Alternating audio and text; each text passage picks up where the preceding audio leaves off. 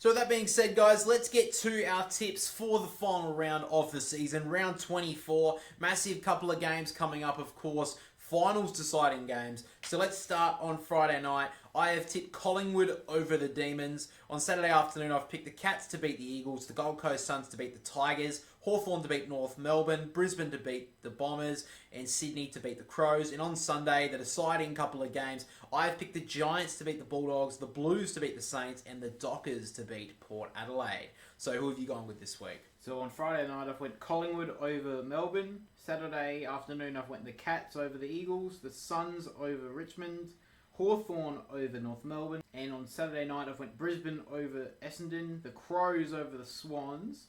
On Sunday, I've went the Bulldogs over the Giants, Carlton over St Kilda, and Freo over the Power. So we've got a couple of different ones this week. We'll start, I guess, right on Saturday night, the Swans versus the Crows game. That is at the SCG. Not really much to play for either team. Sydney can't lose top spot. Almost a dead rubber, you would say. Is that kind of weighing on the Crows here?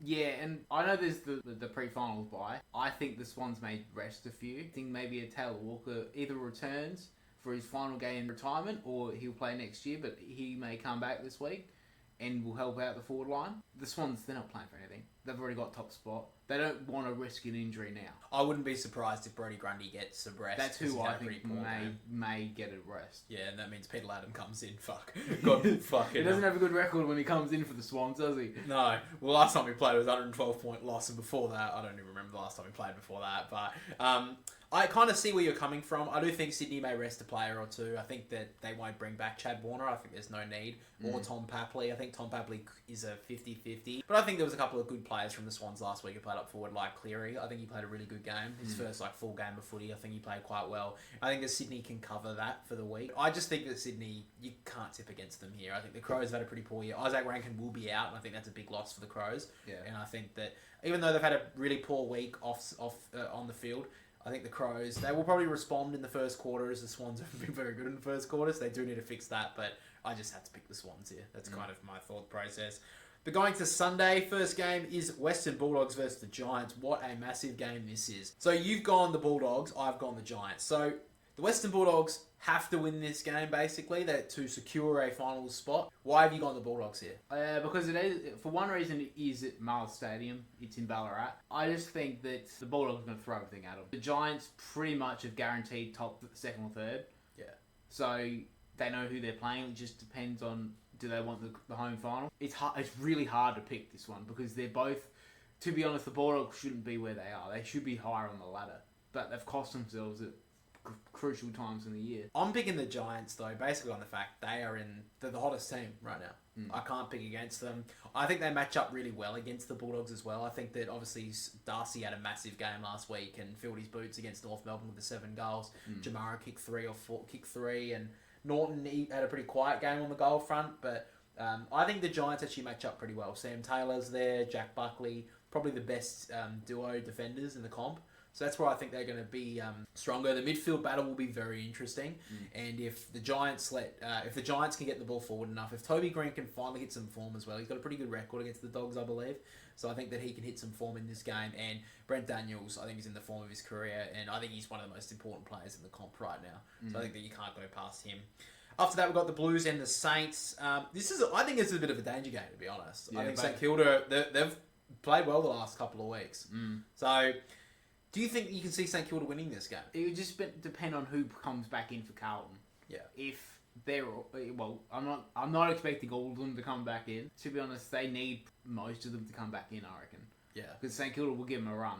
I mean, I think it was a very gutsy win from Carlton last week. I think it was a very character-building win. Can they do that 2 weeks in a row? That's the question. Because, I mean, you can obviously talk about, getting on the road, all the boys together, build up for the hype, build up for one team, big fight, will win this game.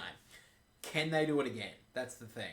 If they don't have Mackay or Curnow, if they're missing on these, like those two guys especially, St Kilda proved last week that if they can get their running game going, they're a pretty good team to watch. Well, you got to think they didn't kick a goal in the first quarter against Geelong. Yeah. Then they kicked over 100 points. Yeah. So you got to think they can put the score on the board pretty quickly. Yeah. They just haven't been able to do it for 10 years.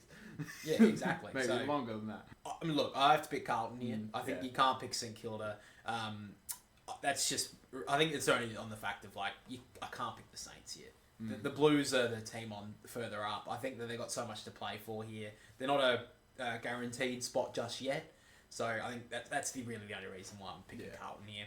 And then the final game of the minor rounds in the season, and what a game it is. Fremantle against Port Adelaide. Freo have to have results go their way to make this game relevant for them. And we have actually both picked Fremantle over Port Adelaide here.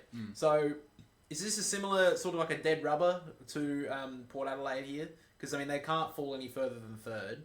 So it just depends on if they want a home final. I just don't trust their back line. I think that if Josh Tracy comes back in for the Dockers and Sean Darcy, if either of them come back in... Surely they just play Tracy on one leg if he's not that... If they need to win, they're going to play him. They have to play him. I reckon they have to play him. If they need to win, the only game that will be going with Carlton game.